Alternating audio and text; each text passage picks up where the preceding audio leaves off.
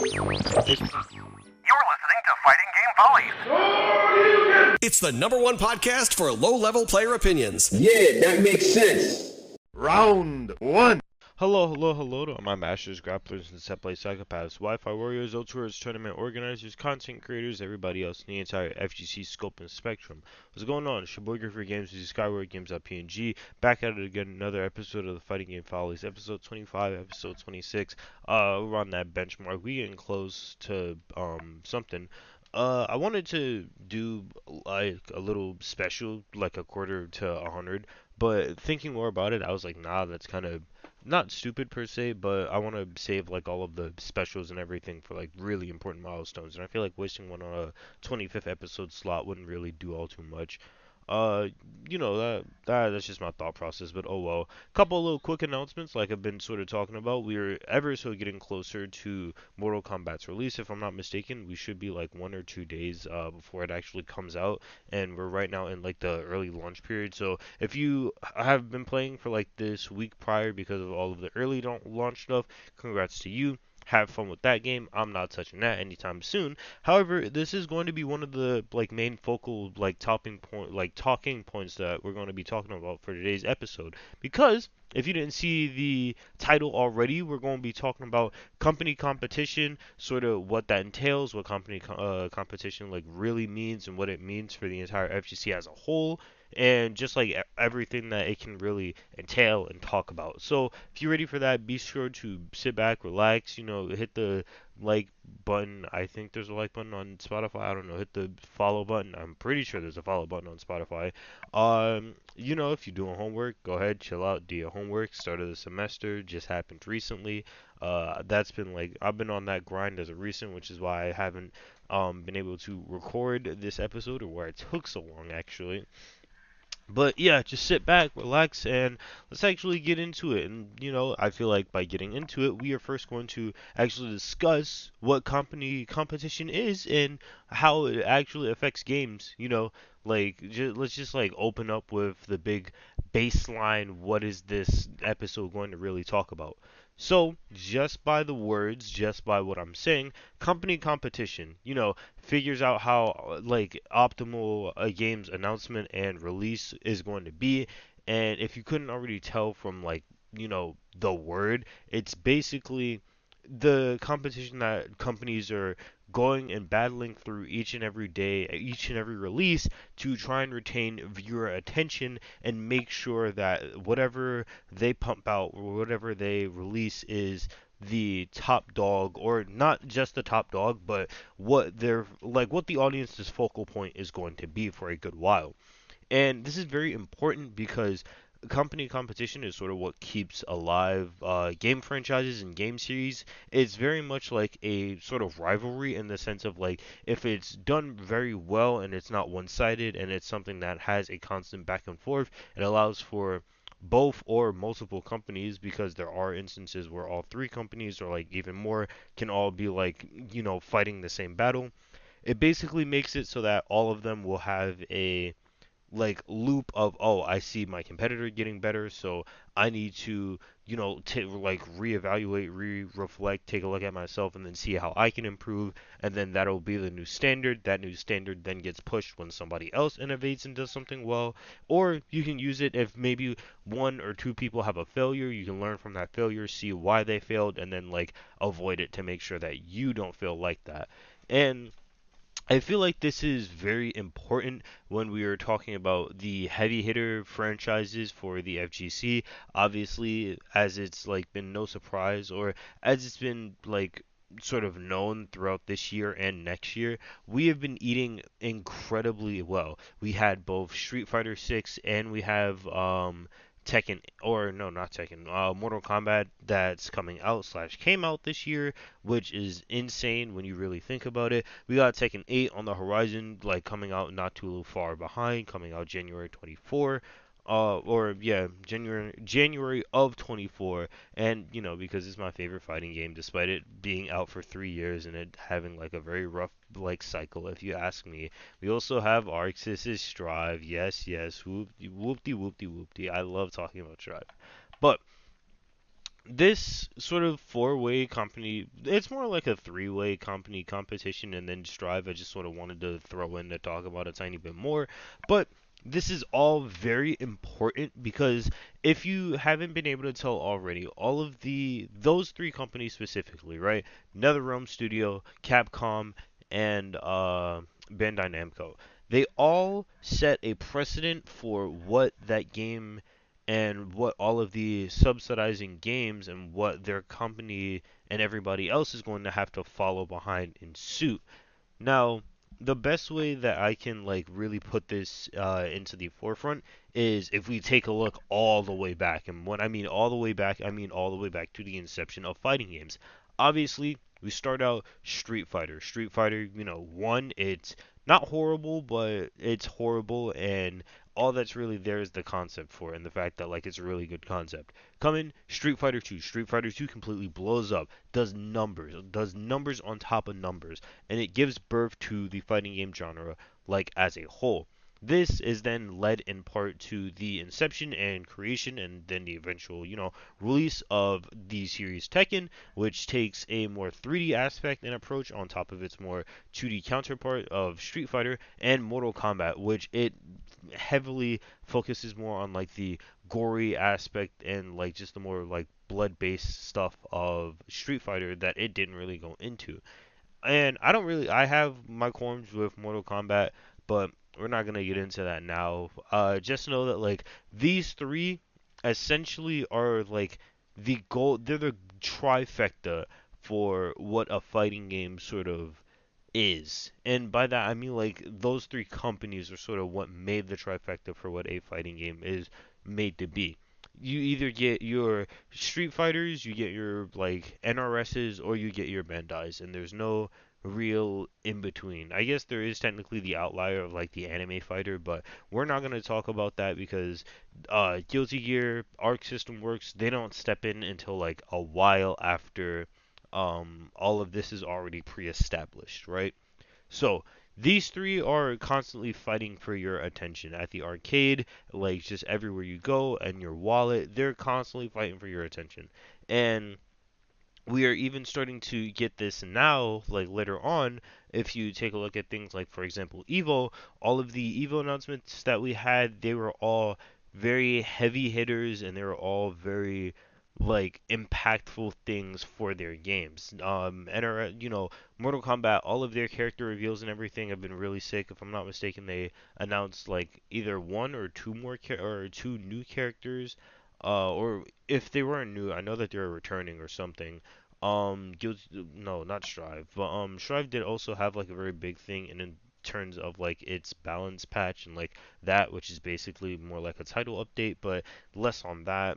Um, Street Fighter 6, it had its Aki reveal, which a lot of people were really looking forward to, especially because it was like starting to turn into that time of the year where it said that she would come out, so people were very much anxious for news and everything, which was really good. And then we also got some Tekken 8 stuff with the fact of like new characters coming out. Azucena, which she seems very cool, and if I'm not mistaken, I think the other one was Raven, which also another fan favorite character. A lot of people were looking out for. A lot of people were really really excited for it. So all of these are all very important. And the reason why I talk about the importance of all of these heavy hitters is because when you have a year like this, when you have a year like 2023 into 2024, where it's all three of the heavy hitters going back to back to back, like all tooth and nail, all at each other's jugulars, all at their throats, it sort of doesn't really leave a whole lot of room for smaller companies, or not even smaller companies, but just like it doesn't really leave a whole lot of room for other games to really try and get your attention, because I know for a fact I'm not the only one that's like been hearing or seeing this, but as soon as like Street Fighter 6 came out, everybody was like hyper fixated on Street Fighter 6. And we got that until, Mortal Kombat's coming out. Like, Mortal Kombat's coming out in 2 days. Now, all of the people that didn't want to play Street Fighter 6, or like their attention is starting to wane, or they just want like a change of pace, or they didn't even want to play the game like in general, but just wanted something to do that wasn't Mortal Kombat 11. Boom, they're going to jump ship. They're going to start playing the game that they wanted, and they're, going to get more and more into that. Tekken 8, the same thing's going to happen for all the Street Fighter players, that if they aren't, leaving Street Fighter, they're most definitely, or if they aren't like bored of Tekken 7, which believe you me, I feel like they would be bored of Tekken 7, they're going to move on to Tekken 8. Boom, we're all playing Tekken 8. The trifecta is met. All of the little like high school cliques are where they're supposed to be at. You got the Tekken kids playing Tekken, Street Fighter kids playing Street Fighter, and then the Mortal Kombat kids in a mental ward, because that's where they need to be. Jokes aside though, you have everybody where they would prefer to be at. And this is normally what would like, or this is normally like what the overall golden ratio would sort of be like. And then you also have like other smaller games and smaller genres trying to find their fitting or footing, and trying to see where they can all fit in this very big puzzle. And the reason why I say that is because smaller games don't really get the chance to like thrive, especially when you have like very big heavy hitters like this all coming out all at the same time, all in very close proximity. Because I know or I know, to give a very good example, Rufelmonger, very very good guy, very prolific dude, like does a lot of news and whatnot. If you're not watching his stuff already, I really do recommend you do. It's very very much good. But Rufelmonger, when Spectre came out for DNF Duel, which DNF Duel flopped for a myriad of other reasons outside of the fact of like it just released at a horrible time.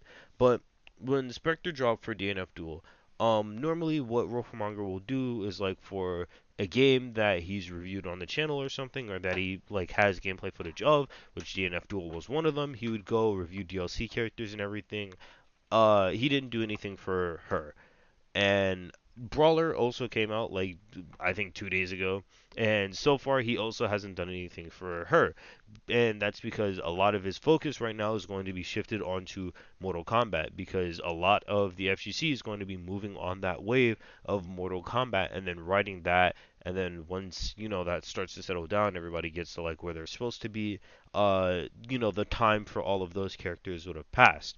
And the only real exception to this is the fact of Aki's release in Street Fighter 6, because that's another big that's another big deal type of thing. So that's going to get not as much as the same attention that Mortal Kombat is going to be getting on the channel, but it's most definitely going to have a tiny bit of the spotlight to make sure that something as big and important as that still gets um the recognition it basically deserves. But like I just said, DNF Duel sort of left at the wayside because of this, meaning that like smaller games don't really get like the exposure that they want. If I'm not mistaken, I think he only made like one video on Pocket Bravery, which I wasn't really interested in. I tried it out at Evo. Apparently, it was in the oven for a while. It just didn't really click with me. If you like it, by all means, that's all you. But I think you only did like one or two videos on Pocket Bravery, and that was the only thing that I've heard or seen of. And I know that he said that he was like really interested or like really excited for Pocket Bravery to come out, and then just like didn't really get the chance to talk about anything else, because we have so many heavy hitters and so many things that are like coming out in this time that it doesn't really give you the chance to go out and explore more niche, more smaller fighting games. And I feel like that's sort of where a benefit and a drawback sort of comes in terms of releasing things and having a good release schedule, like in general. Like if you're planning on releasing a fighting game, or if you're like just thinking about it, or if you want the knowledge, right, take notes. Smaller games normally release around the time where it's gonna most preferably be a small, more dead air year. I know it's very hard to try and predict the future, but I would say try and like line it up. Thankfully, since we have like all of the Street Fighter stuff, Mortal Kombat, Tekken. We have all of that stuff releasing soon. I say give it like 1 to 3-ish months, depending on how you feel, to either release or drop your game after the bigger stuff comes out. And then you should have like more of a breathing, like you should have more breathing room in order to actually get your foot in the door and start making moves on your front. But I'll talk more about like how to be smart with release windows and release dates in a minute. I just wanted to sort of like preface that and like release it in more of a calmer period rather than trying to like ride the wave on top of releasing your stuff that is going to be released with everything else, because most of the times if you try and ride that wave, you're going to get wiped out. Round 2. So, like I was talking about earlier, there is a certain art to releasing a game, as you want to sort of really be smart about it and not release a game like right on the tail end or like right at the start of another more prolific game, because your game is going to get virtually no sales, no views, no nothing. So, you got to really be very cognizant of everything that's going on around you and sort of pick out a time and date for when it would be the best chance to strike the market essentially, and sort of just like actually play around and see what the temperature, make sure that when you strike when the iron is hot, because you want, like, obviously you want your game to leave an impact, you want people to play it, so it would be smarter to release it at a more like dead period or a more like cooler time where not a whole lot is going on, or other games are sort of suffering a tiny bit of like a recession like base, and they need something to latch onto. To give an example, Guilty Gear Strive, because this is my favorite fighting game ever. I love talking about Guilty Gear Strive. The game had a very respectable 3 year like uncontested run, because when it released, the only real other thing that it had to go up against was, I think, like Grand Blue Fantasy Versus, which was another Arxis fighter that not a whole lot of people were really playing, because Grand Blue, it wasn't really a franchise anybody really heard of outside of like diehard fans, and it just wasn't like, it didn't have like a whole lot of staying power, especially since it's a new IP. It was doing a lot of like different things, like with the special input system and how it basically handled all of its systems and everything. So Strive essentially went uncontested, especially since it was also during the pandemic as well, where people were trying to like save resources and money. But Strive went uncontested essentially for like the last 3 years. And within, I think, like the 2-ish month period, or not 2-ish month, 2-ish year period, that's when it actually hit like 2 million, like sales. Because if I'm not mistaken, I think it was around like season 2, which was around a year after the game's release, or at least like around a year after the game's release. Um, so yeah, Guilty Gear Strive, we hit 2 million sales like right around like the 1 to 2 year like mark, which two like a million sales, especially when it was like incredibly quickly for its game. I think that happened within a year. That's very respectable. That's really good, especially for a game that like is, for all intents and purposes, a lot more nicher than those series. Like, I was talking to some people, and I'm entering into like a weekly bracket series for these next couple of weeks, which, by the way, you should totally go check out. Twitch, YouTube. I'll talk about that more later. And they didn't even know what Guilty Gear Strive is, and like I wouldn't really fault them. But the thing that like really threw me for a loop was the fact that they called it a Mortal Kombat like game, which like really made my blood boil. But it also really went to show how like I said earlier, you only really get one of 3 games, and then like every other game is called like a copycat of like something else, for better or for worse, for accurate or inaccurate. But it also just sort of sees, or like goes to show you how like niche some of your favorite series really like are.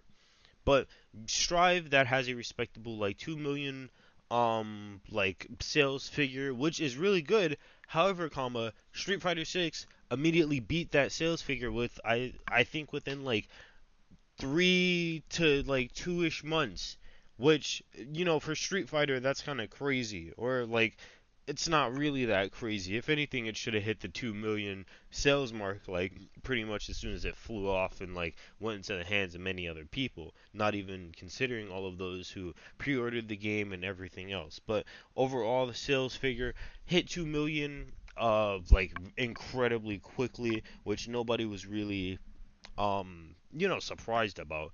But it just sort of shows how like something that took Strive around 2 years ish, like a year to 2 years, to hit 2 million like sales, Street Fighter was able to do it in like a month or two, which sort of shows how big and important a game like Street Fighter is and how like important one of the three main trifecta are in the new era of like the golden age of fighting games basically.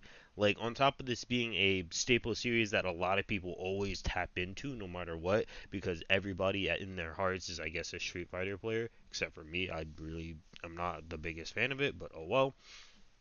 Everybody tapped in basically when Street Fighter 6 came out, everybody tapped in. And it was not surprising that like it was able to essentially outsell Strive and make like all of its figures and then some within like not even a quarter of the time there, which is I think is kind of funny. But uncontested. Strive went uncontested 3 years, so something like that. It had its steady numbers to peak, and on top of that, it also had really good netcode when it first initially came out. It was very fresh, new, and like it was a new experience because a lot of the games that we had up to that time frame, we didn't really have anything that was like really crazy or anything that was like really gripping the people. A lot of games are either slowly starting like on the decline because they didn't have the infrastructure of like online netcode in order to handle like something like the pandemic, and Strive was like one of the only few ones, not including something like Melee Slippy that also used rollback netcode. But it was like one of the few fighting games that had like really good netcode and like net play for a good while until it somehow became not good, which I think is hilarious how that was one of the main pioneers that the game had going for it. And but the lobby system was just like so bad and was so broken and busted that like it just flopped. Very very big side note that I wanted to talk about on Strive, specifically it's like lobby and netcode, but I wanted to point out that if you go into the tower, right? We know that the tower system in Strive is like very much broken. It's very much like flawed in the sense of it's based a lot more on wins and everything. That's what we have to go off of, right? But if you go into the like tower for Strive, and if I'm not mistaken, I counted it a while back. I don't remember the last time, or I haven't counted it recently, but I know like the last time I counted, I think it was like 62, if I'm not mistaken. It was like you're able to hold 62 players in a tower lobby, right? It's probably more in the parks. I think there. Yeah, yeah. It's probably like maybe more, maybe less in the parks. I know it's most definitely less if you go into like a private lobby, but that's fine. But the tower is able to hold around like 62ish people. Let's say 64 just to like because I know like the base number right now is like 32. So let's just say it's able to like hold 64 like players all at the same time, right? Strive has such a broken and busted lobby system that like not even running on like 32 players, right? Which happens like a decent amount of time.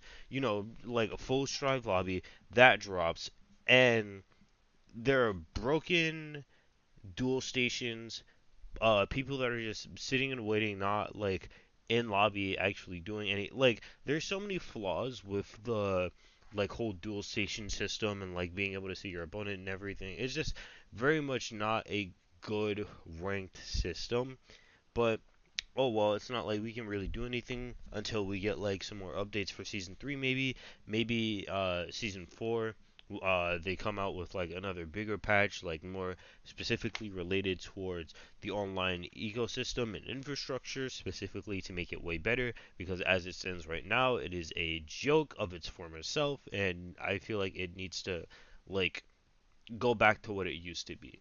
This might be because of the fact that like we never had something as good as Strive's rollback present, because all other forms of rollback outside of I think like or I would like to say like GGPO was very much mediocre at the time, but Strive's rollback was just way more refined to the point where it made it seem like a godsend. And then now, since we have like everybody implementing rollback, and the fact that like they've all gotten really good at it, especially after the pandemic, and also with like just online being taken a lot more seriously. I just think it's kind of funny how like we all thought it was really good, and it turned out to be like not the best, but it's still better than what some games have currently. Like, cause I didn't get to play it sadly, but I know the Tekken 8 beta, or like the online like public test server, was like not the best. But we'll talk about that later once like Tekken 8. Hopefully it gets another beta coming out soon before it releases. I know it's supposed to have like 32 characters coming out. And I think there's only like 8 left, but I don't know. That's neither here or there. We ain't talking about that. We're talking about how to release a game properly. And basically release it during a dead period. Release it during some time off, or you could also release it around like a major holiday like Christmas, and then maybe get a sale on. That way, people, they're in the holly jolly festive spirit. They're like, oh, I can spare a couple bucks, let me buy this game. It seems interesting. Basically, strike when the iron's hot. Strike when there's gonna be like a major sale or something. Strike when it's like a more festive time, and people are sort of less, I don't want to say less conscious on spending, but like they're more inclined to buy things that they don't really need. I know I can speak like from experience. I've brought stuff that like I either don't use or I don't play, and then it's just like in my Steam library, and I'm like, oh, but if I do need something to do, or if I don't, like I'll just keep it in the library, and then I won't like uninstall it. But always like do research, learn when to release the game, learn what like dead periods are, especially because it's very much different for other games and like just other genres in general. And also just like I said earlier, be cognizant of what's releasing at that time, because January normally it's more seen as like a dead-ish month. You're getting off the heels of Christmas. You don't really have like any holidays. The next thing that you have is I think like Valentine's Day, which even then that's like not really anything crazy. But Tekken 7, that's releasing at like mid to late January, which is probably to like spruce up that time and make that the only sole game that people are talking about for that next month to month and a half. But you know, it's a smart business plan. Like they probably Harada was probably talking with a couple people and then was like, oh yeah, we should release it in January because it's gonna be more slower and everything. But yeah, I digress. Learn what dead periods are, learn what the dead zones are, release a game during those dead zones so that you have more people talking about your game specifically. Bada bing, bada boom, you're printing money. Also, don't make your game in Unity because of all of the recent Unity stuff that's going on. I don't know if they're going to fix that or not, but honestly, I guess we'll just have to wait and see. Round 3.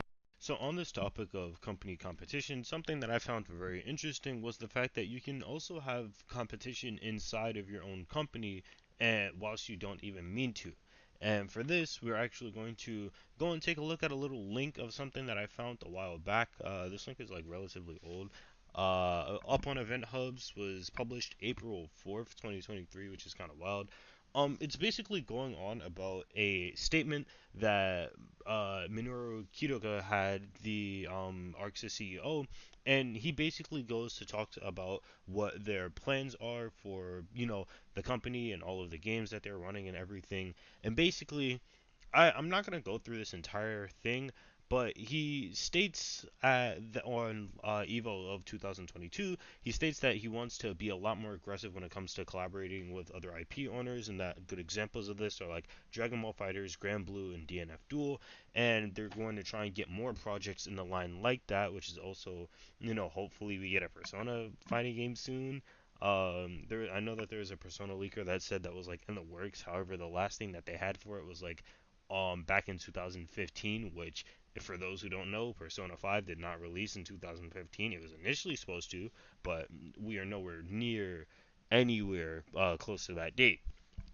But one of the things that Kyurika says is on the subject of BlazBlue returning, the CEO affirms that they are not done with the series, but they also don't want to directly compete with Guilty Gear Strive, which is their main focus right now. Quote, "We are very proud on how the community has interacted with BlazBlue," said Kirika. "One thing that we are concerned with, one thing that we are thinking about right now is we don't want to really have Guilty Gear and BlazBlue competing with each other. So we are focusing mainly on Guilty Gear. But of course, BlazBlue is a title that the community loves. The community has put so much effort into making it what it is today, and keeping that in mind, we do want to touch back in on the series at some point. So it's definitely not the case that BlazBlue is done. It is something that will be in the future." This, I feel like, is very interesting when you look at it in the broader scope of things, especially both in how the series itself has sort of been manifesting itself as of late. For those who don't know, recently there was a Blaze Blue, I think it's like a roguelike game or something, that was meant to come out, or that is coming out like in the far future. I think it was one of the last things that Mori P worked on, which I thought was very interesting. Because I know that they're most definitely going to like follow through with that, and also if you don't know, BlazBlue is very synonymous with having lots of like side content and every. It when I say the game is extensive, it's extensive, but for it to have like a roguelike game, I know that this came out. A lot of people said that the roguelike was really good. I didn't get the chance to play it because I was busy, but oh well. It does like hold up to the fact that they do want to in fact keep this game series going and making sure that it's not competing with their mainline flagship title right now, Guilty Gear Strive. Especially since when you think about it in the long scheme of things, or like in a grander scheme of things, BlazBlue was essentially made to fill in a void that Guilty Gear had, because little history lesson, Gear initially didn't own or it wasn't owned by ArcSys, it was owned by another company. They lost rights to using Gear and like all of the Guilty Gear content in general. They had to come up with a game franchise in order to hold the void in for it that Gear made. They came up with BlazBlue. BlazBlue comes out, they come back with Gear, alternate between the two. It's sort of like how NRS and Injustice, or like just Nether Realm Studios sort of does its thing of like one Injustice game, Mortal Kombat Injustice, Mortal Kombat, yada yada yada. They like flip flopping and stuff. But I just think this like sort of competition between or inside the company of ArcSys is like just really interesting, because it sort of goes to show how despite having one consolidated like company, it's still at the end of the day one big like faction. There are in fact sub factions that work on specific things in that, or like they handle certain projects, because you got Team Red. Team Red mainly focuses on Guilty Gear, all of the Guilty Gear related stuff. And you got Team Blue. Team Blue, that's all of the Blaze Blue. That's all the Blaze Blue stuff. Everything. If it has Blaze in the title, it's Team Blue. If it has Guilty Gear, if it has Gear, it's red. If it's Blaze, it's blue. Which that's cool, I guess. And then I don't know who specifically does collaborative projects, specifically things like um it's coming Persona 4 Arena Ultimax. I don't know who handles that. I don't know if that's a Team Red thing or a Team Blue thing, or if they come together to make like a Team Purple. I'm like Gojo, like Joshiki Murasaki. Oh, that was bad. But I don't know who comes. I don't know if they come together to like pull resources and make sure everything. I would most likely assume, like or at least in the case of like Persona 4 Arena Ultimax, that was more on the hands of Team Blue, because it has a lot more of a pixel art, or like pixelated style and everything, and that is more in line with what Team Blue has been working with and how their engines have been running. It also feels like it runs on like something of a similar engine, at least from what I've played. Obviously, it's not the same engine, but it feels like it gets like a tiny bit of its DNA from the Blaze Blue games. And I feel like that's probably one of the main distinctive factors that I feel like should be kept if they do decide to bring back BlazBlue into the limelight now. I feel like they should make it to where Guilty Gear is the more 3D centric. Obviously not 3D in the scope of like something like Tekken or Dead or Alive, but 3D in the sense of like how it handles its modeling, how all of its art's done, etc., etc. I feel like they should keep Blaze Blue in the more three, or they should keep Guilty Gear in the more 3D scope, while they keep Blaze Blue in the more 2D sprite-based aspect. Because I think having like a relic of the time like that, even if it might not be practical or anything, I still feel like a sprite-based game, especially in like the modern day era, would be something really cool. Because we don't really have any sprite-based games. Like, and that art style, a lot of people really do enjoy, myself included. Makes characters feel more elastic. It makes them feel more like bouncy and alive. I like sprite-based stuff. Sprite-based artwork is cool. I like sprite work. If you know anybody that does sprite work, shout them out, send them my way, cause it's really cool stuff. But no, that's all I just thought it was interesting that Kirika and like just Arxis in general are in fact looking into bringing Blaze Blue back into the limelight soon. Hopefully before they even think or do anything like anything relating to Blaze Blue, they at minimum fix the really bad um like port that we have for Central Fiction, and at least make it a tiny bit better, because it's not really the best. It's very much like it's not in a condition that I would like to say is like in it's not in peak condition, and I feel like it could be better, but we'll worry about that once we actually start getting news towards Blaze Blue and everything else, which probably isn't going to happen until after maybe Guilty Gear Strive like is over, depending on how long that takes, or whoever else is like gets in charge, since we already know that Mori P isn't like the lead head for Blaze Blue, so they're probably digging up and making sure, or like probably digging up and seeing if Mori had left anything. But yeah, if they do bring back Blaze Blue, best believe I'm gonna be excited, because another really cool game franchise that I hold very near and dear.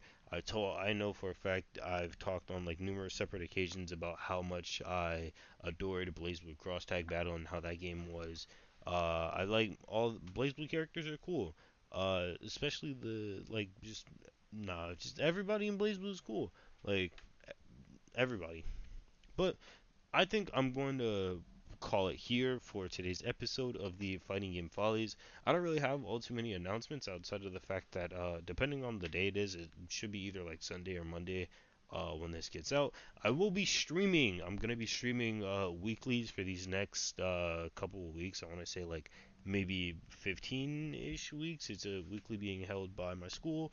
It's going to be every Monday, Monday, Wednesday, every Wednesday. So be sure to check him out on Twitch, twitch.tv/, Games. You know where to find me, baby. You also know where to find me on my socials, where I'll also be doing updates and everything else about like that. I really do want to sort of move the, I guess, channel and just I don't want to say brand because it's not necessarily a brand, but I would like to move forward in like a tiny bit more of not a different approach per se, but I want to get more active. I've only really been doing the Daisuke Dissect videos, which take a long time for me to do, especially since like I get super burnt out in doing them, and then I just hold off on them for like a good while, or I just like lose focus or other stuff come up. I want to try and find some more like other content I can do. So if you guys have like anything else that like you would suggest me doing, then by all means, like I'm open for suggestions.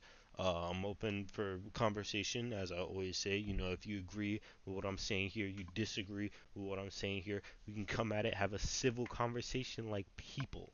Not like any of these weirdos that just bark whatever opinion that they have, and if you don't align with their opinion, then you're just wrong. We can talk. We can discuss. We are not cavemen, SpongeBob. We have technology.